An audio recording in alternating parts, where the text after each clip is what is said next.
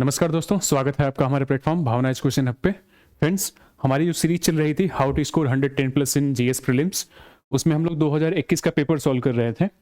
2021 का 1 से लेकर 75 तक क्वेश्चन हो चुके थे। आज जो बचा हुआ 25 क्वेश्चन है उसको समाप्त कर देंगे, तो हमारा 2021 का पेपर जो होगा वो समाप्त हो जाएगा।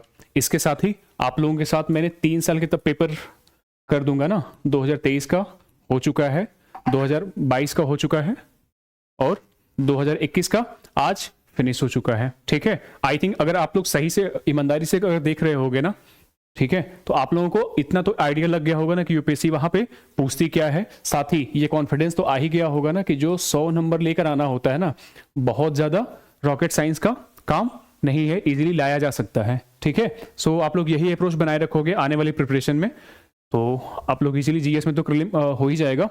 आई होप सीसेट भी आप लोगों को हो जाए। ठीक है, सो बचा हुआ आज जो 25 है हम लोग फिनिश कर देते हैं। ये सब मेरी मार्कशीट्स हैं। हाँ, शुरुआत करते हैं हम लोग 76 क्वेश्चन से। ठीक है, स्टेटमेंट क्या है, साइंस से भी चल रहा है। साइंस पीछे हम लोगों ने 4-5 क्वेश्चन किए थे ना, अभी वही रनिंग में है। खगोलीय दूरियां प्रकाश वर्ष में मापे जाने का कारण होती है, निम्नलिखित में से एक कौन सा रीजन है। ठीक है, जो बड़ी बड़ी जो दूरियां होती है ना, जो खगोलीय दूरियां होती हैं, उनको मापा जाता है किसमें, प्रकाश वर्ष में। आपको तो पता होगा ना कि जो लाइट ईयर होता है वो किसका मापक होता है, डिस्टेंस का होता है। ठीक है, लाइट ईयर जो होता है, जो बहुत लंबी लंबी दूरियां होती है ना, खगोलीय दूरियां, दो सेलेस्टियल बॉडीज के बीच की जो डिस्टेंस होती है मापी जाती है किसमें, लाइट ईयर में। ठीक है, तो ऐसा लाइट ईयर में मापने का रीजन क्या होता है, लगा सकते थे, इजी क्वेश्चन था। ठीक है, या तो बहुत पता होता या फिर गेस भी कर सकते थे ना, थोड़ा सा एलिमिनेट कर सकते थे। जैसे पहला क्वेश्चन कह रहा है कि जो तारकीय पिंडों के बीच की दूरियां परिवर्तित नहीं होती हैं। ये वाला लॉजिक तो नहीं लग रहा है कि अगर इनके बीच की दूरियां परिवर्तित नहीं होती हैं तो प्रकाश वर्ष में मापने से क्या रिलेटेड है, दूरी से तो कुछ होगा नहीं। जो भी लेना देना होगा वो किससे होगा, लाइट से लेना देना होगा ना, लाइट से लेना देना होगा। पहला स्टेटमेंट गलत बोल रहा है, और जो बोल रहा है ना कि तारे के पिंडों के बीच की दूरियां परिवर्तित नहीं होती हैं, गलत बोल रहा है। उनके बीच की दूरी ना घटती बढ़ती रहती है। क्यों? क्योंकि वो ना अपनी रेस्पेक्टिव उनकी मूवमेंट होती है एक दूसरे से। सो क्या हो जाएगा, पहला तो बिल्कुल काट सकते थे आप। बी वाला क्या बोल रहा है, तार के पिंडों का जो गुरुत्व होता है वो परिवर्तित नहीं होता है। यार उनका वेट जो है, उनका जो गुरुत्व है, उनकी जो ग्रेविटी है, उनकी जो ग्रेविटी है चेंज हो ना हो उससे क्या लेने देना, उससे डिस्टेंस उसे मेजर करने में उससे तो कुछ फर्क नहीं पड़ने वाला ना, तो यहां से भी आप हटा सकते थे। तीसरा, प्रकाश जो सदैव सीधी रेखा में गति करता है, क्या ये रीजन होता है कि आप लाइट ईयर में मापते हो, या फिर प्रकाश वर्ष की जो गति होती है सदैव एक समान रहती है, ये वाला रीजन है। तो अब बताओ लाइट ईयर मापने के लिए क्या होता है, यस ये वाला जो होता है ना, प्रकाश की गति जो होती है सदैव एक समान होती है, सदैव क्या होती है, ऑलवेज सेम होती है। दैट्स वाई, ठीक है, we measure the distances between two celestial bodies in light year. ठीक है, तो इसका आंसर क्या हो जाएगा, इसका आंसर हो जाएगा डी हो जाएगा। ठीक है, इजी क्वेश्चन था। फंसते तो आप लोग दो वाले में फंसते लास्ट में, सी या फिर डी। ठीक है, और ये भी बहुत ज्यादा नहीं बोल रहा है ना कि प्रकाश सदैव सीधी रेखा में गति करता है, इसीलिए दो के बीच में वो मापते हैं। मुझे नहीं लगता लॉजिक आपका हेल्प भी कर रहा होगा। यहाँ से सीधा सीधा आंसर है कि प्रकाश की जो गति होती है सदैव एक समान होती है, इसीलिए दो पिंडों के बीच की दूरी मापने के लिए आप लोग किसका यूज करते हो, लाइट ईयर का यूज करते हो। ठीक है, इजी क्वेश्चन। इधर वाले इस वाले सेक्शन में 25 क्वेश्चन में ना मुझे टफ लगा था थोड़ा सा। पॉलिटी शुरू हो रही है अपनी। हाँ, जैसे इकोनॉमी बहुत इजी क्वेश्चन आते हैं ना, पॉलिटी भी आपके एक लक्ष्मीकांत से उठ के आता है। ठीक है, सो जो यहां से बेसिक क्वेश्चन होंगे ना उनको तो प्लीज गलत मत कीजिएगा, अगर गलत करोगे तो फिर आप दिक्कत में फंसोगे फिर। ठीक, जैसे हमने जो ब्रिटिश मॉडल पर आधारित जो है संसदीय लोकतंत्र को अपनाया है, बिल्कुल फैक्ट बोल रहा है कि हमारे यहाँ जो संसदीय व्यवस्था अपनाई गई है वो ब्रिटिश मॉडल पे अपनाई गई है, पढ़ते भी हैं। ठीक है, किंतु जो हमारा मॉडल है उस मॉडल से भिन्न है, तो दोनों के बीच में डिफरेंस पढ़ते भी हो। आपके लक्ष्मीकांत में एक कॉलम बना के पूरा दिया हुआ है, वहीं से आया था क्वेश्चन। पहला, जहां तक विधि निर्माण का संबंध है ब्रिटिश संसद सर्वोपरि होती है अथवा संप्रभु होती है, किंतु भारत में संसद की विधि निर्माण की शक्ति जो है वो परिसीमित है। यस, हमारे यहाँ जो संसद की शक्ति है ना, विधि निर्माण की शक्ति, उस पे बहुत सारी सीमाएं काम करती हैं। ठीक है, जैसे कौन कौन सा हाल वो है आपका, आपके वो प्रश्नकाल है। ठीक है, शून्य 0 आवर है, शून्यकाल है, फिर उनको कमेटीज को सेंड करते हैं, उसके बाद उसको जुडिशियल रिव्यू भी होता है। तो सोचो इतने चेक एंड बैलेंसेस हैं। ठीक है, तो हमारे यहाँ जो भारत में संसद की जो विधि निर्माण की शक्ति है ना वो क्या है, लिमिटेड है, वो लिमिटेड है, परिसीमित है। ठीक है, बहुत इजी क्वेश्चन, इतना माथापच्ची नहीं करना था। तो यहां से तो 2 ऑप्शन गायब हो गया, यानी कि अब या तो एक होगा या तो दोनों हो जाएगा। दूसरा, भारत में जो है ना वो संसद किसी अधिनियम के संशोधन की संवैधानिकता से संबंधित मामले उच्चतम न्यायालय द्वारा संवैधानिक पीठ को भेजे जाते हैं। बिल्कुल सही है, यही वाला आपने पढ़ा होगा ना कि आई थिंक 143 में यही तो हुआ है कि 5 जजों की 5 या 5 से अधिक की संवैधानिक पीठ बैठती है। कब? अगर किसी संवैधानिक संशोधन अधिनियम के संवैधानिकता से जुड़े हुए मामले उत्पन्न होते तो। ठीक है, बिल्कुल बेसिक सा क्वेश्चन है, पॉलिटी से उठ के आया हुआ है, दोनों के दोनों क्या है, सही है। ठीक, इजी क्वेश्चन, बेसिक पॉलिटी से क्वेश्चन। इस बार पॉलिटी के 4-5 क्वेश्चन जो थे ना वो टफ भी थे, अभी बता रहा हूं कौन से। जैसे यही वाला टफ था, नाम लिया शैतान हाजिर। संघ सरकार के संदर्भ में निम्नलिखित कथनों पर विचार कीजिए। पहला, एन गोपाल स्वामी आयंगर समिति ने सुझाव दिया था कि किसी मंत्री और किसी सचिव को प्रशासनिक सुधार करने और उसे बढ़ावा देने के लिए पूर्णतः नामित किया जाना चाहिए।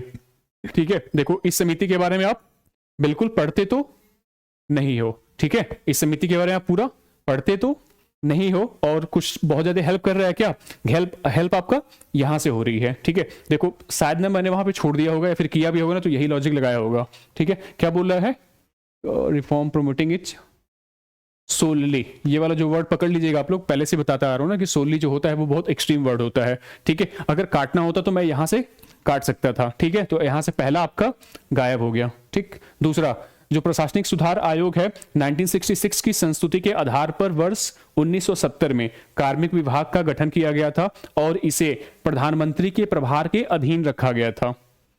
ये भी आई थिंक गलत है। रीजन इसका, देखो ये जो गठन हुआ है ना 1966, यहां तक तो ठीक लग रहा है, लेकिन इधर देखो, इससे पहले हम लोगों ने बोला था ना गैस वाला और एलिमिनेशन वाला वीडियो पढ़ा था, और जो मैंने बात की थी उसमें बताया गया था कि जहां अगर कॉम्प्लेक्स सेंटेंस बात करे, 2 सेंटेंस को जोड़े और बोले ऐसा ऐसा हुआ है ना, तो चांसेस क्या होता है, या तो इसमें गलत किया गया होगा फैक्ट में, या तो इस वाले पोर्शन में फैक्ट में गलत किया हो गया। बहुत हद तक चांसेस है कि इसका इसमें मर्ज कर दिया हो गया, इसमें कर दिया हो गया। तो ठीक है, तो अगर गैस करना होता ना तो यहां से गलत कर सकते थे। वैसे ये क्वेश्चन टफ पड़ा था, ठीक है ना, इतना डीप में जाके आप पढ़ते भी नहीं हो। सो क्या हुआ था कि जब ये इसका गठन किया गया था ना, कार्मिक विभाग का जब गठन किया गया था, तो स्टार्ट में ये पीएमओ के अंतर्गत नहीं आया था, प्रधानमंत्री के प्रभार के अधीन नहीं रखा गया था। सो आई थिंक दूसरा भी खत्म है, तो इसका आंसर था न तो 1 न तो 2।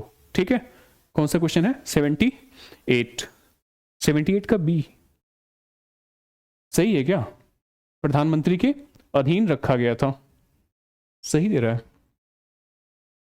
ठीक है, आप लोग चेक कर लोगे ना, देखो मुझे तो बहुत लॉजिक नहीं लग रहा था वहां पे ना, तो या तो मैंने गलत कर लिया होगा या तो गलत है। ठीक है, शायद इसका आंसर बी था, एक बार आप लोग प्लीज अपने साइड से चेक कर लेना। ठीक है, वैसे मैं करने का तरीका बता रहा हूं आपको, राइट और रॉन्ग नहीं बता रहा हूं। ठीक है, जो इजी क्वेश्चन है वो कैसे डील करना है वो मैं अपना अप्रोच बता रहा हूं। ये क्वेश्चन लिटरली टफ था। ठीक है, पहले में कुछ तो हेल्प मिल रही थी, और जो हमारा लॉजिक है ना उसके हिसाब से दूसरा इसे गलत तो होना चाहिए था अगर गैस करते तो, बट गैस ही कर रहे हो ना, बिल्कुल ऐसे रूल तो है नहीं कि 110% श्योर ही होगा। सो इसका दूसरा क्या हो जाएगा, गलत हो जाएगा, सॉरी सही हो जाएगा, दिया है सही होगा ना, पता नहीं अब राइट रॉन्ग आप लोग अपने हिसाब से देख लेना। ठीक है, अभी वो पीछे वाला टफ था, तो चलो उसको कंपनसेट करने के लिए एक इजी क्वेश्चन मिल गया। भारत के संविधान के किस अनुच्छेद के अंतर्गत जो राइट टू प्राइवेसी है, निजता का अधिकार है, राइट टू प्राइवेसी, वो संरक्षित है। सोचने की जरूरत है क्या, सोचना भी नहीं था, आर्टिकल 20 सीधा मार के आ जाते। वो इससे रिलेटेड कौन सा बात था, 2019 के आसपास ना, 2019 या फिर 17 जो भी था, उसमें जो निजता का अधिकार है उसको केएम पुट्टास्वामी वाद जो है, केएम पुट्टास्वामी वाद, उसमें इसको डाला गया था। आर्टिकल 21 के तहत ये क्या हो जाएगा, निजता का जो अधिकार है ना एक फंडामेंटल राइट है, मूल अधिकार है। बहुत सोचना नहीं था। ठीक है, और ऐसे क्वेश्चन पूछते भी हैं। इवन 1 साल पहले क्या पूछा था कि जो अपनी मनपसंद से शादी करने का जो अधिकार होता है वो किस अधिकार के अंतर्गत आएगा, इन दो में कंफ्यूज था। आर्टिकल 21 उसका भी था, किसी न किसी बात में यूपीएससी ने बोल रखा है। तो आप लोग एक काम करोगे, यहां से एक थीम निकल के आ रही है, थीम ये निकल के आ रही है कि जो न्यायालय है ना उसने आर्टिकल 21 की बहुत उदार व्याख्या की है। ठीक है, तो जितनी व्याख्याएं इसकी हुई है ना कि ये जो पर्टिकुलर जो है वो आपकी राइट टू लाइफ के अंतर्गत आता है, ये जो है वो राइट टू लाइफ के अंतर्गत आता है, ये जो है राइट टू लाइफ के अंतर्गत आता है, तो उसको पूरा का पूरा आप लोग निपटा दोगे। ठीक है, जिस जो मतलब एटलीस्ट जो है ना उसको देख लोगे आप लोग। ठीक, सो ये यहाँ से थीम बन रही थी, क्वेश्चन ये था, इजी क्वेश्चन था ना। निजता का अधिकार आर्टिकल 21 के तहत क्या है, राइट टू लाइफ के अंतर्गत आएगा, ठीक है, इजी क्वेश्चन। निम्नलिखित कथनों पर विचार कीजिए, ये भी थोड़ा सा टफ क्वेश्चन था, आई थिंक ना यूपीएससी ने इसको ना वो हटा दिया है अपने यहाँ से, ठीक है, बट वहां मैंने कैसे किया था देख लेते हैं। भारत में ऐसा कोई कानून है ही नहीं जो प्रत्याशियों को किसी एक लोकसभा चुनाव में 3 निर्वाचन क्षेत्रों से लड़ने से रोकता है। ये वाला देखो, एक तो या तो पता होता कि जो आरपीए है ना, रिप्रेजेंटेशन ऑफ पीपल एक्ट 1951, ये वाला एक्ट है, ठीक है, उसमें ये प्रावधान किया गया है कि मैक्सिमम आप कहां से लड़ सकते हो। पहले ये प्रावधान था कि आप 2-3 जहां से मन करे वहां से लड़ लो, ठीक है, अभी क्या है, सिर्फ आप 2 जगह से लड़ सकते हो, ठीक है, और ऐसा प्रावधान किसमें है, आरपीए एक्ट 1951 वाले में है, ठीक है। तो ये क्या बोल रहा है कि ऐसा कोई कानून है ही नहीं है। तो हम लोगों ने जो या तो लॉजिक पढ़ ले, ऐसे नॉलेज होती, या फिर क्या होता, इस वाले वर्ड पकड़ लो, देयर इज नो लॉ। तो जो ये नो वाला है ना, बहुत एक्सट्रीम बात कर रहा है कि है ही नहीं। सो ऐसा कुछ होगा ना, वो गलत हो जाएगा। सो पहला आपका यहां से गलत हो जाएगा, ठीक है। बचा आपका बी और डी, देख लेते हैं। तो दूसरा तो सही हो जा रहा है, इस हिसाब से दूसरा जो है सही हो जा रहा है, ठीक है, कि 1991 के लोकसभा चुनाव में श्री देवीलाल जी ने 3 लोकसभा निर्वाचन क्षेत्रों में चुनाव लड़ा होगा उस टाइम, ठीक है। अगला, अच्छा याद रखो, जो ऐसे बहुत यूनिक से फैक्ट बनते हैं ना, यूपीएससी पहले ऐसा संयोजन ही बनाती थी कि वो ऑटोमेटिक बाय डिफॉल्ट जो होता था ना, वो सही या फिर गलत होना होता था तो हो जाता था ऐसे वाले कंडीशन में, ठीक है ना। तो यानी कि आप इसको जानो ना जानो बहुत फर्क नहीं पड़ता है, क्योंकि ऑप्शन देखो अब सिर्फ 2 बचा है या फिर 2 और 3 बचा है, तो उस हिसाब से 2 सही होना था। तीसरा, वर्तमान नियमों के अनुसार यदि कोई प्रत्याशी किसी एक लोकसभा चुनाव में कई निर्वाचन क्षेत्रों से चुनाव लड़ता है तो उसकी पार्टी को उन निर्वाचन क्षेत्रों के उपचुनावों का खर्च उठाना चाहिए जिन्हें उसने खाली किया है, बशर्ते वह सभी निर्वाचन क्षेत्रों से विजयी हुआ हो। ये बताओ, उसकी पार्टी को उन निर्वाचन क्षेत्रों के उपचुनावों का खर्चा उठाना चाहिए।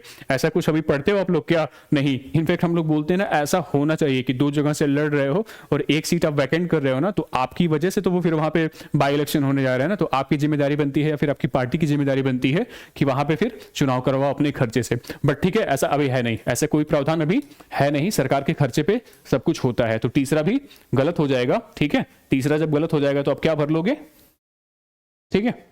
आंसर आप क्या होगा, केवल 2, इस हिसाब से तो आना चाहिए था, ठीक है ना, ठीक है। बट यूपीएससी ने ना इसको खत्म कर दिया था, तो आई थिंक ये वाला जो फैक्ट है ना, मे भी सही नहीं होगा, क्या पता, ठीक है। बट करने का तो तरीका बता रहा हूं ना मैं, कैसे कर सकते थे, आप पकड़ सकते थे कहां पे एलिमिनेशन, कौन सा गैस करके मार सकते कि इसके सही होने के चांसेस ये हैं, ठीक है। तो 80 वाला क्वेश्चन ऐसे डील कर सकते थे वहां पे। ये वाला भी क्वेश्चन जो था आई थिंक मैंने छोड़ दिया था, बहुत टफ क्वेश्चन है। देखो आप लोग पढ़े होगे क्या, करंट अफेयर में भी नहीं था। जैसे क्या है, जो शहर का अधिकार है एक सम्मत मानव अधिकार है तथा इस संबंध में संयुक्त राष्ट्र हैबिटेट यूएन हैबिटेट प्रत्येक देश द्वारा की गई प्रतिबद्धताओं को मॉनिटर करता है। क्या बोल रहा है कि जो शहर का अधिकार है एक सम्मत मानवाधिकार है और इस संबंध में संयुक्त राष्ट्र हैबिटेट प्रत्येक देश द्वारा की गई प्रतिबद्धताओं को मॉनिटर करता है। नहीं सुन रखा था मैंने। दूसरा भी कुछ हेल्प मिल रहा है क्या, शहर का अधिकार शहर के प्रत्येक निवासी को शहर में सार्वजनिक स्थानों को वापस लेने, रिक्लेम करने एवं सार्वजनिक सहभागिता का अधिकार देता है। पता नहीं, शहर का अधिकार का आशय यह है कि राज्य शहर के अनाधिकृत बस्तियों को किसी भी लोक सेवा अथवा सुविधा से वंचित नहीं कर सकता। शहर का अधिकार का आशय यह है कि राज्य शहर की अनाधिकृत बस्तियों को किसी भी लोक सेवा अथवा सुविधा से वंचित नहीं कर सकता। देखो बहुत तो ये एक्सट्रीम बात कर रहा है। अगर मैं इसको काटूंगा भी ना, तीसरा वाला एलिमिनेट करूंगा, सो इसका आंसर आएगा 1 और 2। बट ठीक है, शायद मैंने छोड़ दिया था इसलिए मुझे देखो हेल्प नहीं मिल रही है, ठीक है। तो या तो मैंने इसको छोड़ दिया होगा या फिर किया भी होगा ना, तो इसका गलत होगा। इसका राइट आंसर यूपीएससी ने वैसे क्या माना हुआ है, यूपीएससी ने इसका राइट आंसर जो है 81 का डी माना हुआ है, 2 और 3, यानी कि मेरा लॉजिक गलत था, ठीक है। पढ़ा नहीं था ना, तो या तो इसको छोड़ सकते थे आप या फिर करते तो मे भी कोई लॉजिक तो मुझे नहीं दिख रहा है इतना, ठीक है। मैं तो 3 एलिमिनेट किया हूं बट इसका आंसर तो 2 और 3 आ रहा है, ठीक है। सो स्किप कर सकते थे या फिर आपको अगर कोई हेल्प मिल सकती थी तो कर सकते थे, ठीक है। बट इजी क्वेश्चन तो नहीं था, ठीक है, थोड़ा टफ था ना। ये भी पीछे ये वाला जो पोर्शन था ना 75 टू 76 टू 100 वाला लगभग टफ पड़ा था मुझे। भारत के संदर्भ में निम्नलिखित कथनों पर विचार कीजिए। और आई थिंक मुझे ना इसी वजह से लग रहा है मुझे ना 10 कितना मिला है, 4 समथिंग 104 के आसपास मिला हुआ है। अदरवाइज पीछे वाला जो हम लोगों ने 1 से लेकर 75 क्वेश्चन किया था उसमें तो मैं बहुत कंफर्टेबल था, मतलब वही डिसाइड लेकिन करता है ना कि जो आपका इजी वाला हो आप उसमें भटको नहीं, एटलीस्ट उसमें आप मैक्सिमम ट्राई कर लो कि आपका सही हो जाए। फिर जो ये गलत वाले आते हैं ना, या तो इसको छोड़ सकते हो या फिर रिस्क लोगे, तो वही काट पीट के आपके मार्क्स जो होंगे 100+ होते हैं। तो इसका सिंपल सा रूल है गैस मतलब 100+ लाने का सिंपल सा यही फंडा है कि जो आपका स्ट्रॉन्ग वाला सेक्शन है, ठीक है, वहां से गलती नहीं करोगे। इसमें भी देखो जो मेरे ना अगर बुक से उठ के आ रहा है या फिर करंट अफेयर से उठ के आ रहा है तो उसके बहुत कम चांसेस होंगे कि मेरा गलत होगा, ठीक है ना। तो ये आपका भी होना चाहिए, सिर्फ मेरा नहीं, ये आपका भी होना चाहिए कि जो सिर्फ बुक से आ रहा है ना भाई, जो कॉन्सेप्ट है वो तो गलत ना हो। अब बहुत कोई यूनिक सा फैक्ट आ रहा है, जैसे ये ट्रेडिशनल नहीं है, हम लोग पॉलिटी में इसको या फिर गवर्नेंस में इतना डीप में जाके तो नहीं पढ़ते हैं, नाम सुनते हैं बट क्या होता है गेस करेंगे, बट बाबू से मैं पता नहीं सही हुआ कि नहीं, देख लेते हैं। जैसे पहला क्या है, न्यायिक हिरासत का अर्थ होता है कि अभियुक्त जो है वो संबंधित मजिस्ट्रेट की हिरासत में है और ऐसे अभियुक्त को पुलिस स्टेशन के हवालत में रखा जाता है, ना कि जेल में। तो देखो न्यायिक हिरासत के बारे में ना हम लोग सुनते हैं कि हाँ वो जुडिशियल रिमांड पे भेजी जाती है, बट इसके बारे में इसके आगे कौन जाता है कि वो उनको कहाँ रखा जाएगा, जेल में रखा जाएगा या फिर हवालात में, स्टेशन के हवालात में रखा जाएगा। तो बहुत ज्यादा यहां से तो हेल्प मुझे नहीं मिली थी। दूसरा, न्यायिक हिरासत के दौरान मामले के प्रभारी पुलिस अधिकारी न्यायालय की अनुमति के बिना संदिग्ध व्यक्ति से पूछताछ नहीं कर सकते हैं। ये कुछ लॉजिक लग रहा है ना, ठीक है, और ये ह्यूमन राइट के अकॉर्डिंग में है कि मान लो अगर आपको जुडिशियल कस्टडी में रखा गया हुआ है, ठीक है, तो फिर जो पुलिस अधिकारी जो होंगे ना वो आपसे जोर जबरदस्ती नहीं कर सकते हैं। अगर आपसे पूछताछ करनी भी होगी ना तो वो किससे लेंगे, फिर न्यायालय की अनुमति लेंगे, उसके बिना जो होगा वो पूछताछ नहीं कर सकते। तो दूसरा ना थोड़ा सेंस कह रहा है, ठीक है, कि ऐसा होना चाहिए, बट पहला होगा कि नहीं होगा वो हो सकता था, ठीक है। तो अगर आपको मारना भी होता ना तो क्या मारते, केवल एक तो अब होगा नहीं क्योंकि दूसरा तो पक्का सही है, ये भी नहीं होगा, तो या तो आप बी मारते या तो आप सी मारते, ठीक है। बाय द वे इसका आंसर क्या है, इसका आंसर आई थिंक ना केवल ये है, तो पहला वाला स्टेटमेंट जो है वो गलत है, 82 का बी, ठीक है। करने का तरीका ये था। अब आगे के लिए आप देख लोगे भाई, क्योंकि प्रीजन से ना 2-3 क्वेश्चन आए थे उस साल, 2 क्वेश्चन आए थे आई थिंक, ठीक है। सो ये है सो प्रीजन से फिर एक क्वेश्चन आ गया। भारत के संदर्भ में निम्नलिखित कथनों पर विचार कीजिए। पहला स्टेटमेंट है कि जब एक कैदी जो है वो अपना पर्याप्त आधार प्रस्तुत करता है तो एक कैदी को पैरोल मना नहीं किया जा सकता क्योंकि वह उसके अधिकार का मामला बन जाता है।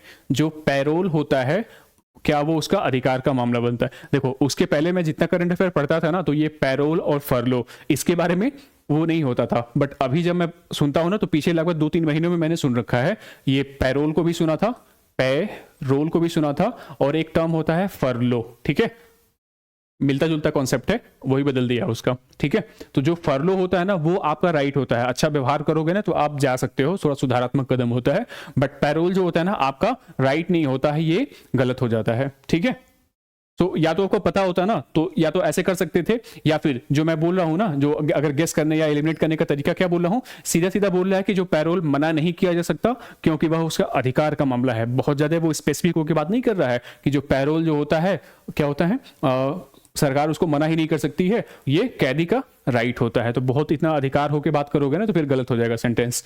तो इस बेस पे आप लोग गलत कर सकते थे, या तो फिर आपको पता होता कि पैरोल और फरलो में डिफरेंस क्या होता है, ठीक है। आगे के लिए आप लोग कर लोगे, ये जो पैरोल वर्सेस फरलो है ना एक बार देख लोगे पूरा का पूरा, ठीक है। और वो भी वाला जो न्यायिक रिमांड थी ना वो वाला भी। दूसरा, कैदी को पैरोल पर छोड़ने के लिए राज्य सरकारों के अपने नियम है। ये तो बिल्कुल इजी क्वेश्चन है, लॉजिक से भी जा सकते थे कि जो जेल होता है, ठीक है, जो जेल है, पुलिस है, ये किसके अधिकारिता में आता है, राज्य सरकारों के अधिकारिता में आता है, बिल्कुल आता है ना। सो जनरल सी बात कह रहा है ना, मिलता जुलता उसी से है कि जो कैदी को अगर पैरोल पे छोड़ना होता है तो हर राज्यों के अपने अलग अलग नियम है, किस कंडीशन में छोड़ेंगे, कितने दिन के लिए छोड़ेंगे, वगैरह वगैरह। तो इसका आंसर क्या हो जाएगा, इसका आंसर हो जाएगा बी का 2, ठीक है, 83 का बी, सही है ना। आगे के लिए आप लोग यही करोगे, पैरोल वर्सेस फरलो एक बार देख लेना, वो बाबा राम रहीम जो है ना बहुत बाहर निकल रहे हैं तो मे भी क्या पता पूछ सकता है, ठीक है। इजी क्वेश्चन, ठीक है, टफ आया है तो 2-4 क्वेश्चन के बाद आपको वो कंसोल करने के लिए मिल जाता है अच्छा खासा। राष्ट्रीय स्तर पर अनुसूचित जाति और अन्य पारंपरिक वन निवासी वन अधिकारियों की मान्यता अधिनियम 2006 बोला था ना कि 4-5 ही तो एक्ट हैं जिनसे क्वेश्चन पूछता है। तो फॉरेस्ट राइट एक्ट 2006 के प्रभावी कार्यान्वयन को सुनिश्चित करने के लिए जो कौन सा मंत्रालय होता है वो नोडल एजेंसी की तरह काम करता है, नोडल एजेंसी की तरह काम करता है। तो कौन सा काम करता है बताइए। जहां देखो जहां ट्राइब्स का मामला आ जाएगा ना, जहां ट्राइब्स का मामला आ जाएगा, कोई और मंत्रालय हो ही नहीं सकता, सोचना भी नहीं था आप लोगों को, जनजातीय कार्य मंत्रालय ही वहां पे आ जाएगा, मुख्य भूमिका आ जाएगा। लॉजिक भी लगा सकते हैं, गेस कर सकते थे आप लोग, ठीक है। दो में फंसते वैसे, देखो क्या फंसते आप लोग, एक तो अगर ये वन निवासी की बात कर रहा है, ठीक है, वनों के, तो क्या पता आप लोग ये कर सकते थे, लेकिन देखो स्पेसिफिक किसकी बात करी है, राष्ट्रीय स्तर पर जनजातियों के मामले में और जो पारंपरिक वन में रहने वाले लोग हैं, तो मुझे नहीं लगता डाउट भी हुआ होगा आप लोगों को। सिंपल सिंपल क्या था, मिनिस्ट्री ऑफ ट्राइबल अफेयर्स, ठीक है ना, इजी क्वेश्चन। पीछे जो 2-3 क्वेश्चन टफ हुए थे ना, उनका कंपनसेशन मिल गया आपको। अगला ये भी इजी क्वेश्चन ही है, कानून को लागू करने के मामले में कोई भी विधान जो किसी कार्यपालक अथवा प्रशासनिक अधिकारी को अनिर्देशित एवं अनियंत्रित विवेकाधिकार देता है, भारत के संविधान के निम्नलिखित अनुच्छेदों में से किसका उल्लंघन करता है। पर समझ पा रहे हो ना तो इजी कर पाओगे, ठीक है, इसकी डिमांड क्या है वो समझ पाओगे, अन्यथा एलिमिनेट करना हो तो देखो आप आर्टिकल 48(4) लॉजिक है, आर्टिकल 44 जो है ना आपका यूसीसी है, ठीक है ना, यूनिवर्सल सिविल कोड, मिलता जुलता कुछ है नहीं, दूर दूर तक नहीं है। आर्टिकल 28, आर्टिकल 28 क्या है, 25 to 28 आपका जो धार्मिक स्वतंत्रता का अधिकार है ना, वहां से कुछ मिल रहा है, सो लैंग्वेज उससे मैच नहीं कर रही है ना। अगला आर्टिकल 32, आर्टिकल 14, ये कर सकते हो आप। आर्टिकल 32 भी नहीं है भाई, आर्टिकल 32 क्या है आपका, रिट अधिकारिता आपकी है ना, कि अगर मान लो फंडामेंटल राइट्स से आपका उल्लंघन हो रहा है तो फिर आप हाई कोर्ट अथवा सुप्रीम कोर्ट जा सकते हो, देखो इलिमिनेशन से हो गया, ठीक है। और फिर आर्टिकल 14 सीधा सीधा बचा आंसर है, कानून को लागू करने के मामले में कोई भी विधान जो किसी कार्यपालक अथवा प्रशासनिक अधिकारी को अनिर्देशित एवं अनियंत्रित विवेक अधिकार देता है, अनुच्छेदों में से किसका उल्लंघन करता है। हाँ ठीक है, बहुत ज्यादा अगर किसी को विवेकाधिकार दे दोगे ना तो मतलब क्या हो रहा है, विवेकाधिकार का मतलब क्या होगा, पर्सन ए के पास बहुत अधिक शक्ति है, ठीक है, और बी के पास कम शक्ति है, तो ये किसका उल्लंघन हो गया है, समानता का अधिकार का उल्लंघन हो गया। या तो यहां से पकड़ सकते थे और या तो फिर अब इतना तो पता ही हो गया, पॉलिटी आप लोग पूरे साल पढ़ते हो, 3 खत्म कर दो आपका सीधा आंसर आ जाएगा, ठीक है, इजी क्वेश्चन। देखो यूपीएससी में क्या होता है ना, सीधा सीधा आर्टिकल के जो प्रावधान होते हैं ना, इतना सीधा रिलेट करके पूछता भी नहीं है, ठीक है, बस कहते उसके पीछे का लॉजिक क्या है ना, उसके पीछे क्या है वो अगर आपको पता रहेगा ना तो आप सीधा गेस कर सकते हो, ठीक है, सो इजी क्वेश्चन। एक चीज और, जो मेनली जो है ना फंडामेंटल राइट तक, एटलीस्ट जो आर्टिकल 12 से लेके आर्टिकल 51 तक, ठीक है, जो है ना उनकी लैंग्वेज से पढ़ लोगे कि आर्टिकल 12 में क्या लिखा हुआ है, आर्टिकल 13 में क्या लिखा हुआ है, फिर आर्टिकल 14 में क्या लिखा हुआ है, ठीक है। 14 भी नहीं करोगे तो जो आपके फंडामेंटल राइट होते हैं ना उनके 5-6 ग्रुप हुए हैं, जैसे समानता का अधिकार है तो समानता के अधिकार में आर्टिकल 14 से लेके आर्टिकल 18 तक का बनता है। फिर स्वतंत्रता का अधिकार होता है तो वो आर्टिकल 19 से लेके जितना भी होता है, कितना होता है 22 तक होता है। तो ऐसे करके आप लोग ना पूरा देख लोगे यार, और डीपीएसपी का भी देख लोगे, कुछ प्रावधान हेल्प हो जाती है, ठीक है ना, ऐसे ही हेल्प मिल जाती है। जैसे मुझे पता था ना आर्टिकल 20 लैंग्वेज, तो ये 28 जो है वो तो धार्मिक स्वतंत्रता का अधिकार में आएगा, 32 का क्या है, 44 का क्या है, ठीक है। तो पढ़े रहोगे तो बहुत वेस्ट नहीं जाएगा, कहीं ना कहीं दाएं बाएं लग जाएगा। अच्छा, आप लोगों को लगता होगा ना कि जो मैं गेस करता हूं या फिर एलिमिनेट करता हूं वो प्योर तुक्का होता है, बिल्कुल नहीं होता है, वो उसके पीछे न पीछे मेरी नॉलेज होती है, प्लस कुछ ना कुछ जो हमारा वो सबकॉन्शियस माइंड होता है ना उसमें चीजें छुपी होती हैं, वही अंदर से आवाज आती है, जो अंतरात्मा की आवाज बोलता हूं ना, मतलब वो आपके सबकॉन्शियस में कहीं ना कहीं दाएं बाएं आपने सुन रखा होगा, बट आपको वहां पे रिकॉल नहीं हो रहा होगा। तो जो अंदर से आवाज आती है ना वो वही होता है, आपका सबकॉन्शियस माइंड बोल रहा होता है, ठीक है। इस पे इसको थोड़ा सा और पढ़ पढ़ के स्ट्रांग बनाइए, गैस आपका और अच्छा हो जाएगा, ठीक है। 86 के क्वेश्चन, भारतीय राज्य व्यवस्था में निम्नलिखित में से कौन सी अनिवार्य विशेषता है जो यह दर्शाती है कि उसका स्वरूप संघीय है। इजी क्वेश्चन था, बिल्कुल बेसिक से क्वेश्चन था, ऐसे क्वेश्चन में गलत नहीं कर सकते हो, ऐसे क्वेश्चन में गलत करोगे तो फिर तो माफी नहीं है, ठीक है। वो जो 1-2 क्वेश्चन थे ट्रेडिशनली नहीं है तो वो तो सबके गलत होंगे ना, लेकिन हो सकता है कि इसमें तो लगभग 90% लोग सही करेंगे, तो यहां पे गलत मत करना वरना दिक्कत होने वाली है, ठीक है। भारतीय राज्य व्यवस्था, हाँ क्या पूछ रहा है कि जो संघी स्वरूप को दर्शाता है, ऐसी कौन सी अनिवार्य विशेषता है जो संघी स्वरूप को दर्शाता है। बताओ, संघी स्वरूप के बारे में तो पढ़ रखा होगा ना कि तो कौन सी विशेषता है, सोचोगे क्या, फिर सोचना भी नहीं था। न्यायपालिका की स्वतंत्रता, the independence of judiciary is safeguarded, देख लेते हैं एक बार। न्यायपालिका की स्वतंत्रता जो सुरक्षित होती है संघी स्वरूप की है क्या, देखो न्यायपालिका की स्वतंत्रता संघी स्वरूप में होता है, बताता हूं अभी कैसे। बाकी 3 देख लो, संघ की विधायिका में, संघ की जो विधायिका है उसमें संगठक इकाइयों के निर्वाचित प्रतिनिधि होते हैं, एक विशेषता कह सकते हो ना, अगला, केंद्रीय मंत्रिमंडल में क्षेत्रीय पार्टियों के निर्वाचित प्रतिनिधि होते हैं, ये तो बिल्कुल नहीं होगा। अगला, मूल अधिकार न्यायालयों द्वारा प्रवर्तनीय है, नहीं, इसका देखो संघीय व्यवस्था से कुछ नहीं लेना होता है, वो तो व्यक्तिगत मामला हो गया ना कि आपके अधिकार का उल्लंघन हो रहा है, पहुंच जाओ अधिकार न्यायालयों में, ठीक है। देखो अब फंस सकते थे किसमें, या तो ए में फंसते या तो बी में फंसते। आपको लगता होगा ना कि जो मान लो संगठक इकाई है आपके राष्ट्र की, भारत की, ठीक है, तो स्टेट का प्रतिनिधित्व जो होता है वो किसमें होता है, केंद्रीय विधायिका है, संसद में होता है। तो क्या ये कौन सा मामला है, संघीय मामला है? भटक सकते थे कि क्या पता हो सकता था, बशर्ते इसका आंसर जो है ना सीधा सीधा मेंशन है, इतना माथापच्ची नहीं करनी थी। आई थिंक जो पहला या चैप्टर दूसरा होगा ना आपका लक्ष्मीकांत पे, सीधा सीधा विशेषता बताई गई है कि भारत जो है उसका स्वरूप संघीय है, तो संघीय स्वरूप के नाते उसकी कुछ कुछ विशेषताएं होती हैं, ठीक है। तो विशेषताएं में यही थी कि भारत में एक स्वतंत्र न्यायपालिका होती है, जो सुप्रीम कोर्ट है ना उसको बहुत स्वतंत्रता प्रदान की गई है। तो इससे क्या होता है, हमारे जो संघीय स्वरूप है उसकी रक्षा होती है। कैसे होती है, मान लो स्टेट हो गया, ठीक है, और दो स्टेट हो गए, मान लो जितने स्टेट हैं, स्टेट वर्सेस स्टेट कुछ मामला निकल के आता है, अथवा सेंटर वर्सेस स्टेट का मामला निकल आता है, ठीक है। तो ये मामला सीधा किसके द्वारा सुना जाता है, सुप्रीम कोर्ट के द्वारा सुना जाता है। और ये सुप्रीम कोर्ट की जो होती है ना मूल अधिकारिता भी होती है कि अगर संघीय मामले जुड़े होते हैं ना तो सीधा सीधा कोई भी स्टेट होगा सीधा पहुंच सकता है कहां पे, सुप्रीम कोर्ट पहुंच सकता है। फिर सुप्रीम कोर्ट जो होगा वो अपना निर्णय देता है, ठीक है। सो बहुत सोचना नहीं था भाई, इसका आंसर था ए, ठीक है। तो एक बार और आगे कर लोगे ना कि संघीय स्वरूप में और सारी विशेषताएं भी होती हैं, तो जितनी विशेषताएं होती हैं एक बार उसको देख लोगे आप लोग, ठीक है। वैसे मेंस के लिए आप लोग पढ़ते भी होगे। अगला टफ आ गया क्या, नहीं ये तो इजी है बिल्कुल। निम्नलिखित में से जो कौन सा है राज्य शब्द को सर्वोत्तम रूप से परिभाषित करता है? सीधा सा पहले स्टेट जब पॉलिटी शुरू करते हो ना तो एक राज्य के कौन कौन से घटक होने चाहिए। देखो राज्य किससे बनता है, राज्य की एक पहली बात तो जनसंख्या होनी चाहिए, ठीक है, एक जनसंख्या होनी चाहिए, क्या होनी चाहिए, फिर उसकी लैंड होनी चाहिए, एक जमीन होनी चाहिए, भूभाग होना चाहिए, ठीक है। और अगला क्या होना चाहिए, वहां एक सरकार होनी चाहिए, क्या होनी चाहिए, एक सरकार होनी चाहिए, कोई शासन करने वाला होना चाहिए, गवर्नमेंट। और ये जो सरकार होनी चाहिए ना एक संप्रभु सरकार होनी चाहिए, क्या होनी चाहिए, संप्रभु, संप्रभुता एक इंपॉर्टेंट टर्म है संप्रभुता। तो यही चार पांच चीज हम लोग पढ़ते हैं ना कि राज्य को डिफाइन करता है। तो यस चारों में से पढ़ोगे ना तो इसका पहला ही आंसर है, क्या होना चाहिए, राज्य को कौन परिभाषित करता है, व्यक्तियों का एक समुदाय होता है, व्यक्ति हो गए तो मतलब जनसंख्या हो गई वहां पे, जो बिना किसी बाह्य नियंत्रण के, तो बाह्य नियंत्रण के मतलब क्या, वही संप्रभुता भी हो गई, यहां से संप्रभुता हो गई कि एक निश्चित भूभाग, तो भूभाग भी हो गया, लैंड हो गया, में अस्थायी रूप से निवास करता है और जिसकी एक क्या होती है, संगठित सरकार होती है। चारों चीज हो गई ना, बेसिक था, बिल्कुल था, हो जाना चाहिए था आप लोगों से, ठीक है।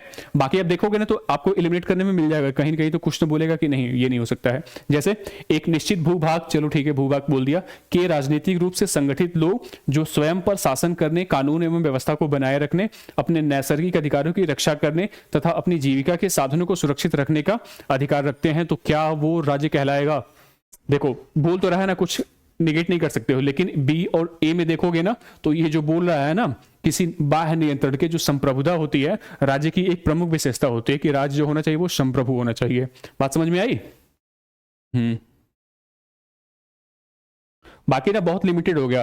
तो एक बताया था मैंने ना कि वो होता है कि अगर मान लो बहुत बार ऐसा आपको मिले ना कि आपको एलिमिनेशन करने के लिए नहीं मिलेगा, चारों चीज को बताएगा, चारों चीज सही होगी, लेकिन चारों में से सबसे अधिक कौन सही होगी ना, फिर उस पर आप लोग जाओगे। तो वही है, चारों मान लो सही हो रहा है, लेकिन चारों में से सबसे सटीक कौन सा है, सबसे अच्छा कौन सा है, तो सबसे सटीक यही है। और इसका वो होता है ना कि जो सबसे ब्रॉड बात कहेगा ना, सबसे ब्रॉड बात कहेगा, चांसेस होंगे कि वही सही होगा, ठीक है। सो आंसर ए था इसका, ठीक है, 87 का ए। ऐसे क्वेश्चन बेसिक पॉलिटी से आते हैं, प्लीज गलत मत करिएगा आप लोग।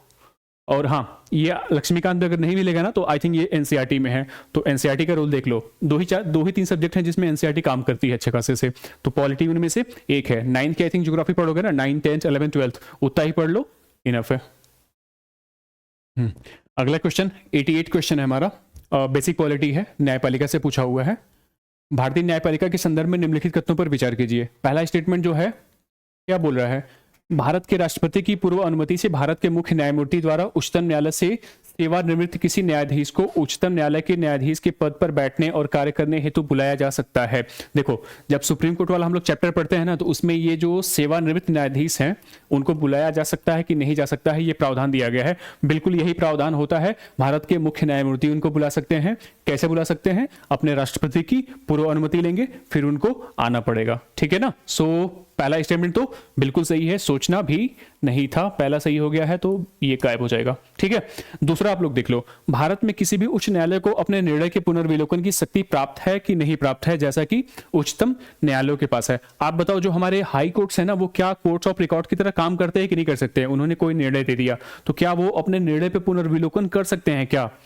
मुझे याद आ रहा है ना कि शायद कर सकते हैं। एक बार आप लोग अपना चेक कर लेना, प्लीज चेक कर लेना। ये तो बेसिक पॉलिटी है। ठीक है। मे बी अगर मेरे हिसाब से तो होना चाहिए। ठीक है, मेरे हिसाब से होना चाहिए। आई थिंक इसका यूपीएससी ने आंसर जो दिया था ना, सिर्फ एक किया था। क्या यूपीएससी ने इसका आंसर सिर्फ एक किया था? ठीक है, बट क्वेश्चन तो पता चल गया ना कि कहां से आ रहा है। बिल्कुल बेसिक पॉलिटी है ना। सो आप लोग वहां ये वाला पूरा चैप्टर ही कर लोगे, पूरी न्यायपालिका। सुप्रीम कोर्ट कर लोगे, हाई कोर्ट कर लोगे, और जो अधीनस्थ न्यायालय अपने होते हैं ना उनको कर लोगे। उसमें जो ग्राम न्यायालय हैं वगैरह वगैरह, लोक अदालतें हैं, सब कुछ। ठीक है। एक बार इसका आंसर आप लोग अपने अपने हिसाब से वेरीफाई कर लेना कि भाई क्या है। ठीक है।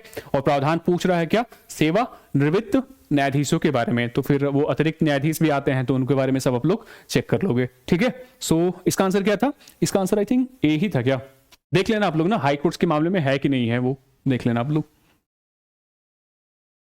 89 क्वेश्चन, भारत के संदर्भ में निम्नलिखित कथनों पर विचार कीजिए। भारत में केवल एक ही नागरिकता और एक ही अधिवास है। सोचना भी है क्या? बिल्कुल नहीं सोचना है। बिल्कुल यही है हमारे पास। लोगों को एक ही नागरिकता मिलती है और एक ही अधिवास है। बिल्कुल सही है। देखो, एकल नागरिकता का मतलब दो टर्म होता है ना। एकल नागरिकता का मतलब क्या होता है? एकल नागरिकता मतलब आप एक समय में सिर्फ एक ही देश के नागरिक हो सकते हैं। अगर आप भारत के नागरिक हैं तो सिर्फ भारत के नागरिक होगे, ना कि आप भारत के भी ले लो, कनाडा का भी ले लो। ऐसा नहीं कर सकते। दूसरा, एकल नागरिकता का तात्पर्य क्या है? हमारे यहाँ सिर्फ राष्ट्रीय नागरिकता मिलती है। मतलब अगर आप माना जाएगा ना तो आप सिर्फ भारत के नागरिक हो, ना कि फिर आप अलग से उत्तर प्रदेश के नागरिक हो। ठीक है। अमेरिका वगैरह में होता है, वहां दो नागरिकता चलती है। ठीक है। सो पहला सोचना भी नहीं था, बिल्कुल सही है। पहला वाला तो सही ही सही है। ठीक है। दो ऑप्शन बचा, दूसरा आप नहीं सोच सकते। दूसरा ऑटोमेटिक गलत हो गया बाय डिफॉल्ट।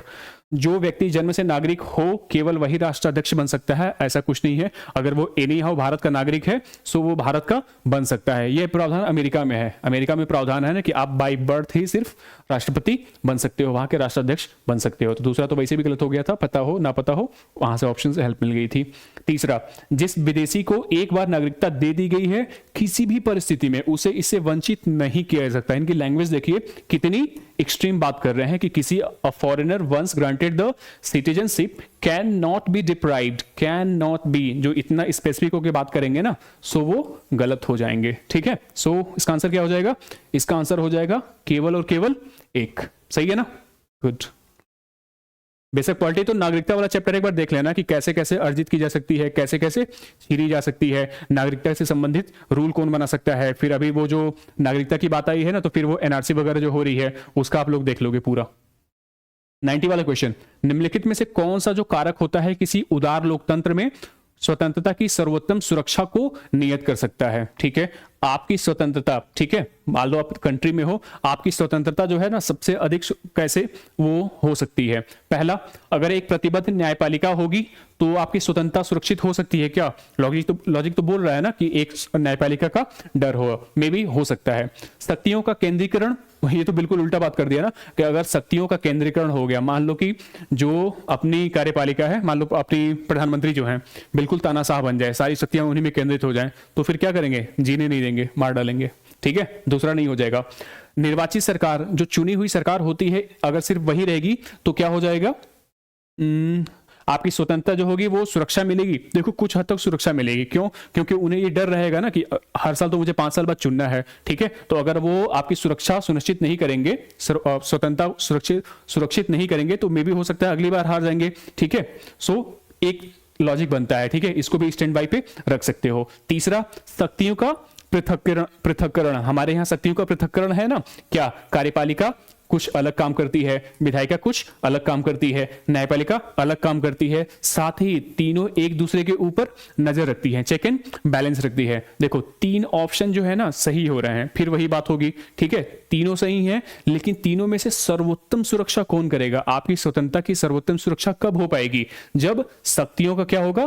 पृथक्करण होगा, ठीक है। सिर्फ एक प्रतिबद्ध न्यायपालिका, देखो लॉजिक कह रहा था ना कि दो में से डाउट हो सकता था, लेकिन सबसे अधिक चांसेस क्या है? शक्तियों का पृथक्करण है, ठीक है। एक प्रतिबद्ध न्यायपालिका जरूरी नहीं है ना कि आपको सुरक्षा ही कर पाएगी।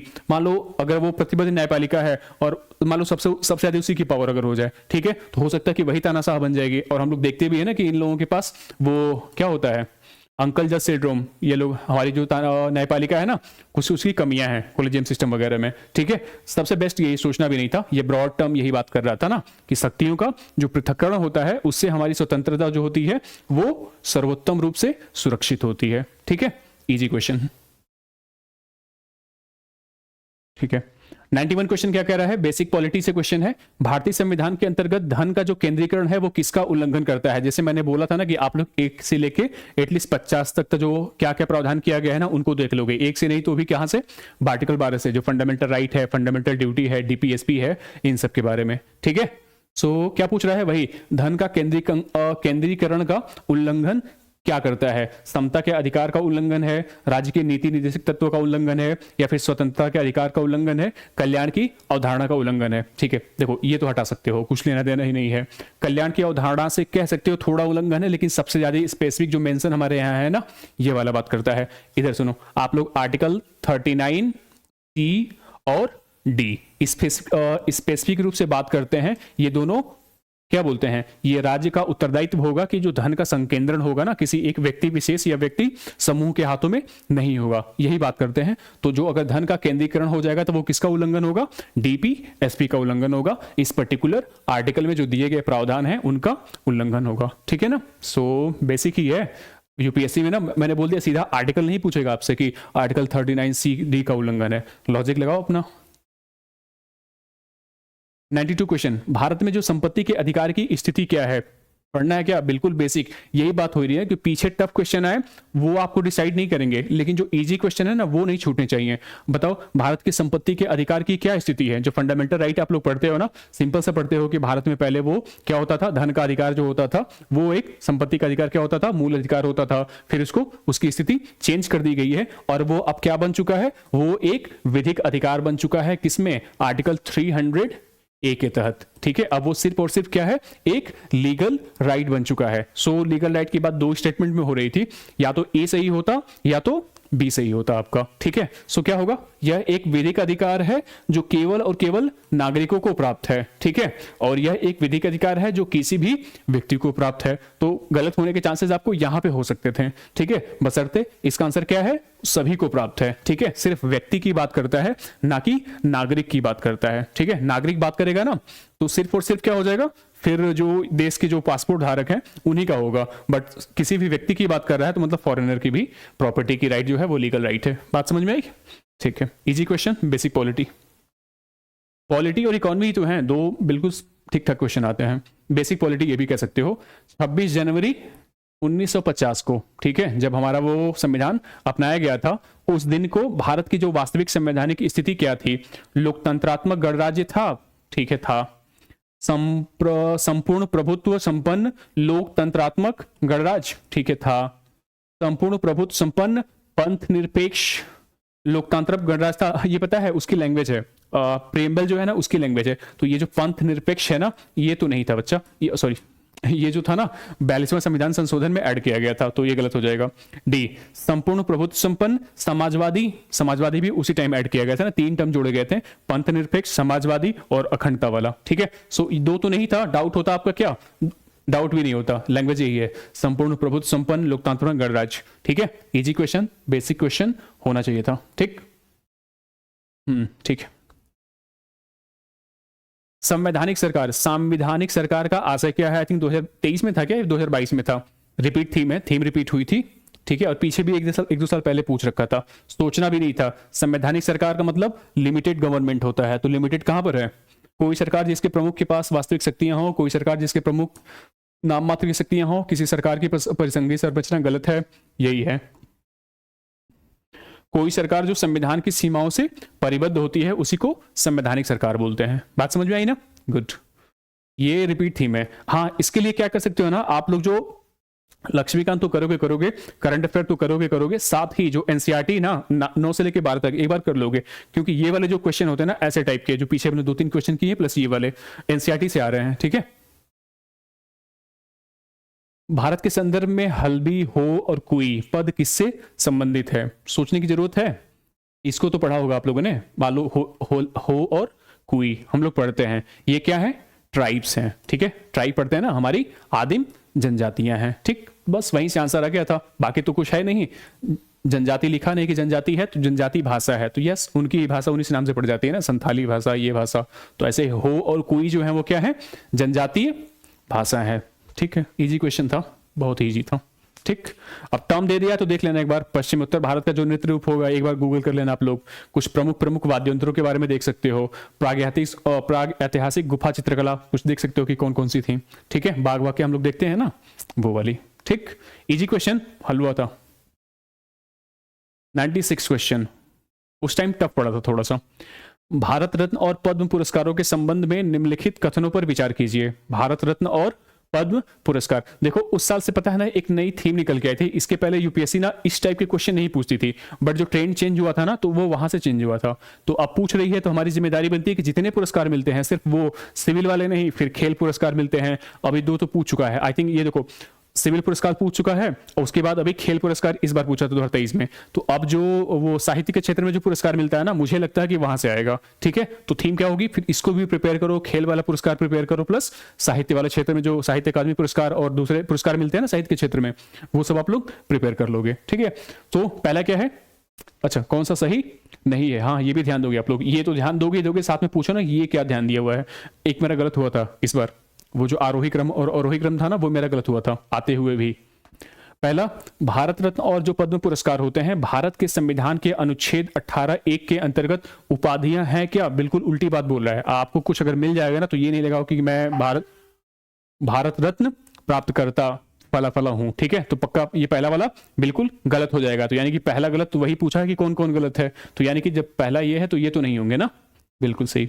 अगला, वर्ष 1954 में प्रारंभ किए गए पद्म पुरस्कारों को केवल एक बार निलंबित किया गया था। सोचो 1954 से लेके यहां तक इतनी राजनीतिक उथापतल हुई है, हम लोगों ने वार लड़े हैं, तो क्या ये लॉजिक भी तो नहीं कह रहा था ना। और जो हम लोग एलिमिनेशन की बात करते हैं ना, कि बोल रहा है कि केवल एक बार एलिमिनेट किया है, पढ़ा तो नहीं था, मैंने भी नहीं पढ़ा था लॉजिक, लेकिन ये लग रहा था ना कि इतने लंबा टाइम स्पेन हो गया है, क्या पता कुछ हो गया हो। और इतनी बार हमारा वो क्या बोलते हैं आपातकाल भी था, ठीक है, 2-3 साल का, प्लस हम लोगों ने 3-4 वॉर लड़े हैं, तो क्या पता किसी न किसी बार में वो किया गया होगा, ठीक है। सो यहां से आप दूसरा भी गलत हो गया, ठीक है। सो ये हो गया आपका। तीसरा क्या बोल रहा है? किसी वर्ष विशेष में भारत रत्न पुरस्कारों की जो अधिकतम संख्या होती है वो 5 तक सीमित है। क्या 5 तक सीमित है क्या? गलत बोल रहा है, ठीक है। उस टाइम गलत था। हाँ, अगर उस टाइम आप करते हैं ना तो क्या मार सकते थे? या तो ना 1-2 आप मारते या फिर 1-2-3 मारते, ठीक है। ये तो करने का तरीका हो गया, बशर्ते अभी आपको लिए बता सकता हूं ना कि जो इस बार क्या हुआ, जो भारत रत्न पुरस्कार होंगे ना, एक बार मैक्सिमम कितने दिए जा सकते हैं? 3 दिए जा सकते हैं, ठीक है। सो उस टाइम आंसर क्या था? ये तो 5 बोल रहा है ना, तो इसका आंसर क्या था 96 का 1-2-3, ठीक है। अभी के लिए आप लोग क्या करोगे, जो 3 थीम बताई ना कि आप सिविल पुरस्कार जो हमारे मिलते हैं वो, स्पोर्ट्स में जो मिलते हैं वो, प्लस साहित्य में जो मिलते हैं वो, इन तीनों को आप लोग प्रिपेयर कर लोगे। और अभी हाल ही में जो वो कौन से हैं, कर्पूरी जो है ना, कर्पूरी ठाकुर जी, उनको भारत रत्न दिया गया है, तो फिर ये न्यूज में था। वैसे तो हर बार दिए जाते हैं, तो मतलब आपको प्रिपेयर ही करना चाहिए, ऐसे कुछ नहीं, ठीक है। सो आप लोग देख लोगे। स्पोर्ट्स में भी अर्जुन पुरस्कार मिला है, तो स्पोर्ट्स वाला तो पीछे साल पूछ चुका है, ठीक है। तो एक बार लेकिन ये वाली थीम प्रिपेयर कर लोगे आप लोग, क्वेश्चन आ रहा है इससे, ठीक है। 2 साल तो आ गए पीछे, 3 साल में 2 साल आ गया, तो मतलब यूपीएससी की थीम बन चुकी है, क्या पता पूछ ले, ठीक। आगे 2-3 क्वेश्चन थे ना वो छोड़ने वाले थे, अब देख लेना। जैसे ये वाला क्वेश्चन टफ था, ठीक है। निम्नलिखित कथनों पर विचार कीजिए। कथन एक कुछ पूछ रहा है, मैंने तो नहीं पढ़ रखा था भाई, ठीक है। एलिमिनेट करते तो क्या कर सकते थे, क्या कि संयुक्त राज्य पूंजी विकास निधि, ठीक है, और आर्बर डे फाउंडेशन ने हाल ही में हैदराबाद को विश्व के 2020 वृक्ष नगर की मान्यता प्रदान की है। ठीक है, देखो या तो अगर छोड़ सकते थे, पीछे बहुत सारे हमारे क्वेश्चन सही हो गए थे ना, अगर अब करते ना तो छोड़ सकते थे, और अगर करने का तरीका बताऊं तो जो हम लोगों ने बात की थी ना कि बहुत अगर संगठन की बात करें, ठीक है, तो देखो दो संगठन की बात कर रहा है, फिर एक पर्टिकुलर स्टेट की प्लेस की जो सिटी है उसकी बात कर रहा है, फिर एक पर्टिकुलर ईयर की बात कर रहा है, तो बहुत सारे चांसेस होते हैं ना कि जब इतने फैक्टों की भरमार होती है, ठीक है, तो लॉजिक ये कहता है ना कि क्या पता कुछ भी दाएं बाएं होगा तो गलत हो सकता है, तो आई थिंक पहला वाला तो गलत हो जाएगा। ठीक है, तो लॉजिक भी बन गया। ठीक है, मान लो जब पहला ही गलत है तो ऐसे वाले में तो इसका सीधा आंसर ये वाला हो जाएगा। ठीक है, और यही इसका आंसर था करने का तरीका, लेकिन मुझे बिल्कुल नहीं आ रहा था, शायद मैंने या तो छोड़ दिया होगा या तो किया होगा। हाँ, आगे के लिए आप लोग क्या करोगे, ये जो है ना देखो सोचो 2021 के प्रश्न है ना, और ये वाला सिस्टम जो है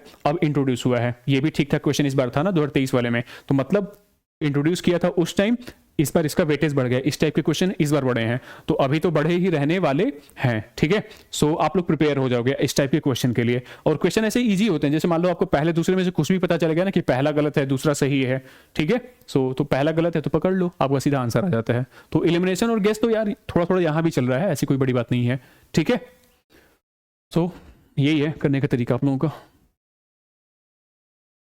98 क्वेश्चन, वर्ष 2000 में प्रारंभ किए गए लॉरियस विश्व खेल पुरस्कार, लॉरियस वर्ल्ड स्पोर्ट्स अवार्ड के संबंध में निम्नलिखित बिंदुओं पर विचार कीजिए। स्पोर्ट्स अवार्ड्स हैं, पूछ रहा है क्वेश्चन। ठीक है, तो आप वही जो करंट अफेयर में चल रहा है ना, प्लीज उसको पढ़ते चलोगे आप लोग, क्या पता आप लोगों को हेल्प करेगा। ठीक है, बशर्ते ये फर्स्ट टाइम था ना 21 में ये थीम रिपीट हुई, मतलब शुरुआत हुई थी कि स्पोर्ट्स अवार्ड पूछ रहा है, तो मैं तो प्रिपेयर करके नहीं गया था, मेरे लिए बाउंसर टाइप का क्वेश्चन था, तो ये सब क्वेश्चन मेरे ना 2-3 क्वेश्चन गलत हुए थे इधर इस टाइप के क्वेश्चन, लेकिन कुछ आइडिया है क्या कि कुछ किया जा सकता है, वही है वर्ड पकड़ते हैं, अगर कुछ हेल्प मिलती है तो देखते हैं, अदरवाइज ना छोड़ सकते थे, प्रिपेयर नहीं किया है तब तो छोड़ना ही है, सही है। ठीक है, सो जैसे अमेरिकी गोल्फ खिलाड़ी जो टाइगर वुड्स हैं, इस पुरस्कार का सर्वप्रथम विजेता था, पता नहीं, लेकिन जो अगर पहली बार होता है ना तो उसके चांसेस होते हैं कि गलत होते हैं, बट देखते हैं कुछ आगे हेल्प मिल रही है क्या। अब तक यह पुरस्कार अधिकतर जो फार्मूला 1 के खिलाड़ियों को मिला हुआ है, पता नहीं, अन्य खिलाड़ियों की तुलना में जो रोजर फेडरर को यह पुरस्कार सर्वाधिक बार मिला है। देखो भैया तीनों बहुत फैक्चुअल है ना, मैं तो बोलूंगा छोड़ देना आप लोग। ठीक है, उस टाइम छोड़ दिया होता तो बेहतर होता, आगे के लिए यही है कि कुछ ऐसे पुरस्कार है ना, अब सिर्फ क्रिकेट वाला नहीं, हॉकी वाला नहीं, सिर्फ आपके देश का नहीं, अगर विदेशों में कुछ चल रहा है ना तो अब उसको भी शुरू करो पढ़ना। ठीक है, एटलीस्ट एक क्वेश्चन के लिए। ठीक है, आपकी जो करंट वाले कोचिंग वाले हैं ना अगर करा रहे हैं तो वहां पे ध्यान देना, अदरवाइज एक ही क्वेश्चन तो पूछ रहा है, छोड़ सकते हो यार, पीछे आपका स्टैटिक सही हो जाएगा, वहां से काम बन जाएगा। ठीक है, मैंने साथ छोड़ दिया था, ऐसे में रिस्क नहीं लेता मैं। 99 वाला क्वेश्चन है, ये वाला कर सकते हो, क्योंकि देखो ना ओलंपिक जो होता है हर 4 साल पे एक बार होता है यार, बड़ा मेजर इवेंट होता है, तो फिर वहां से क्वेश्चन आप लोग गलत नहीं करोगे। जैसे इस बार वर्ल्ड कप का क्रिकेट में हुआ था ना, तो उसका भी जरा देख लेना कुछ क्या हुआ है क्या नहीं। ऐसे ही हुआ था, तो ओलंपिक हुआ था 4 साल बाद हुआ था, बहुत बड़ी बात थी, उसके संदर्भ में विचार करना था कि इस ओलंपिक का जो आधिकारिक आदर्श वाक्य था, एक नई दुनिया और न्यू वर्ल्ड है, उस टाइम पता नहीं था कि नहीं था, लेकिन ये क्वेश्चन तो करंट अफेयर से था ना, तो होना तो चाहिए था। ठीक है, तो उस समय था कि नहीं था आई डोंट नो, बट शायद नहीं था, ये वाला ना फैक्ट जो था सही से गलत था।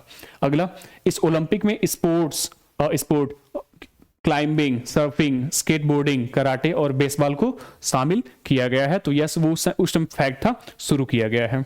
ठीक है, आगे के लिए आप बता दूं, अभी ना शायद पिछले साल ये वो लिया गया था कि अब क्रिकेट को भी क्या होगा, क्रिकेट को भी जो है ना ओलंपिक वाले में, समर ओलंपिक में शामिल किया जाएगा, तो कुछ जो न्यूज होगी ना कि कौन कौन से स्पोर्ट्स अभी रिसेंटली ऐड किए गए हैं, वो आप लोग जरा सा देख सकते हो। ठीक है, और उस साल अगर कुछ मेजर इवेंट होता है, स्पोर्ट्स इवेंट होता है, कुछ भी होता है, कॉमनवेल्थ का हो रहा है, ओलंपिक हो रहा है, पैरा ओलंपिक हो रहा है, तो आप देख सकते हो कि उसका वो कौन है, आदर्श वाक उसका क्या है, फिर उसका एक शुभंकर बनता है, शुभंकर उसका कौन है, कुछ अगर नई चीज ऐड की गई है तो वो देख सकते हो, प्लस उसका वेन्यू कहाँ पर है ये देख सकते हो। अब थोड़ा एक्स्ट्रा प्रिपेयर करना होता है ना, क्या पता कुछ चेंज कर ले, तो अगर शुरू हो रहा है तो आप देख लोगे। तो कुछ मेजर इवेंट हुआ है क्या, अभी हम लोगों ने वो क्या बोलते हैं 2000 जो वर्ल्ड कप है वनडे वाला, उसकी मेजबानी की थी ना, तो उससे रिलेटेड कुछ फैक्ट्स देख लेना आप लोग। ठीक है, आई थिंक इसका आंसर 99 का क्या था, बी था। ठीक है, लेकिन देखो यार, पता होना चाहिए था, अगर उसमें किया होता तो होता, अदरवाइज ना, अगर नहीं किया होता तो छोड़ सकते थे ऐसे क्वेश्चन। मैं बता रहा हूँ ना कि क्वेश्चन कैसे किया जा सकता है, फिर भी आप 100 ला सकते हो।